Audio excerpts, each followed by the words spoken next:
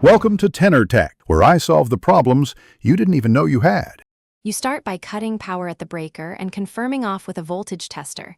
This is non-negotiable because 120 V will injure you.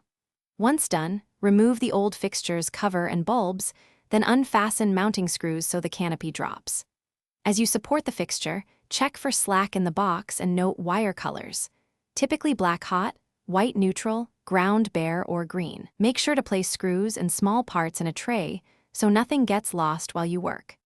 Once the canopy is down, you'll disconnect wire nuts and gently separate the fixture wiring from the house conductors, taking a photo for reference. Then inspect the electrical box. It must be secure and rated to support the replacement's weight, otherwise install a brace or new box.